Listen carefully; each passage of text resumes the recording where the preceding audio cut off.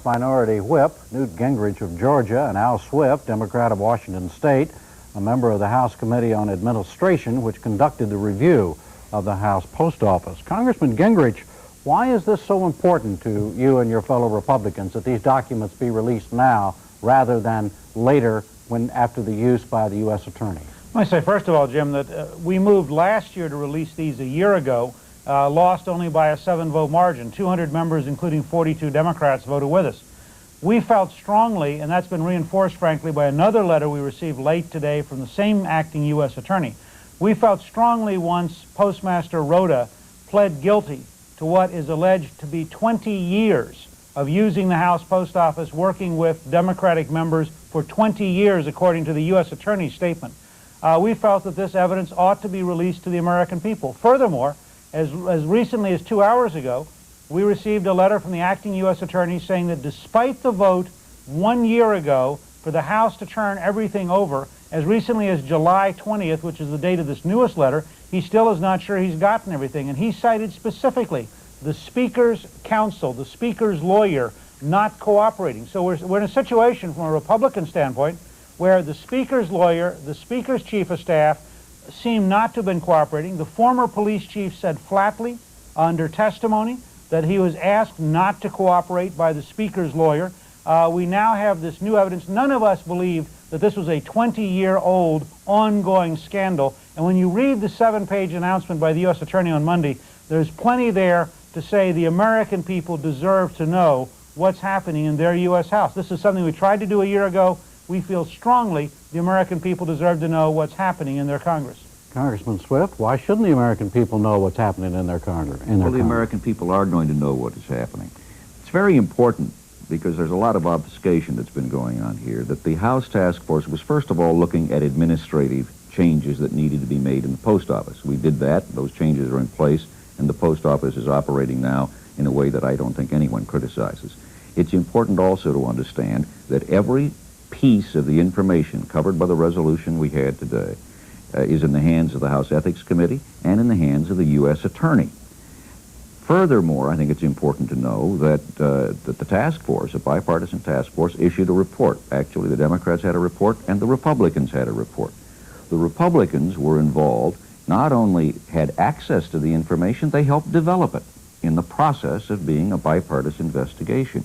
And in their report, they revealed everything they thought that was contained in here that was useful.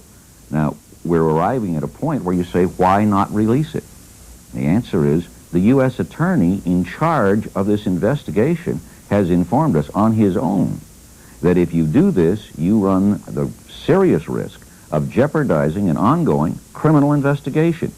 We say that because Republicans already know what is in it, Democrats know what is in it, responsible authorities in the House and in the U.S. Attorney's Office know what's in it, that we should not at this time jeopardize a criminal investigation, because that is where you're going to get justice. That's where any wrongdoer is going to be dealt with in the criminal justice system.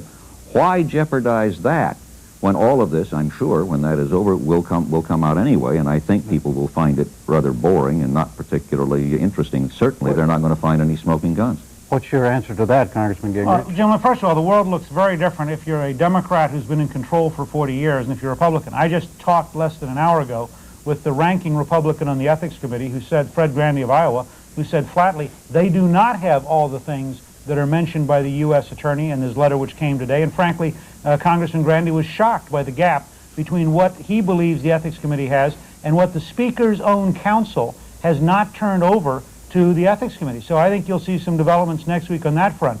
As Mr. Michael, the Republican leader, indicated today, had he known a year ago the things that we are now learning, he would have taken a very different tack to this entire thing. You're talking about specifically the involvement in the postmaster, Mr. Rhoda. There are two parts to this from a Republican standpoint, and I believe from a citizen standpoint. There are two parts of this that are extremely troubling.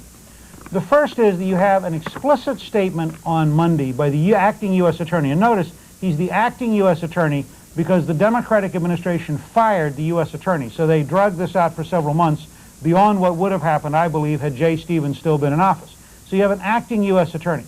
He alleges on Monday that there's a 20-year act of corruption, that the Democratic patronage system in the House was deliberately being used by one of the members to put in place people who would engage in corruption, and that several members, one of whom, if we are to believe the news reports, is extraordinarily powerful, have been for years engaged in corruption. Now, that is a set of allegations that are far beyond anything from last year, but that make us go back and look at last year again. Second, you have the very specific charges in the report which Congressman Swift helped author, and which I think he will concede.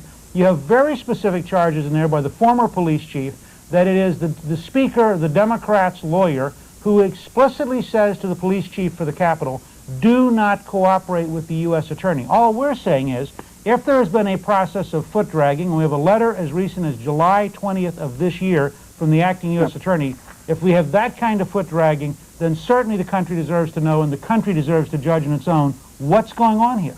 Congressman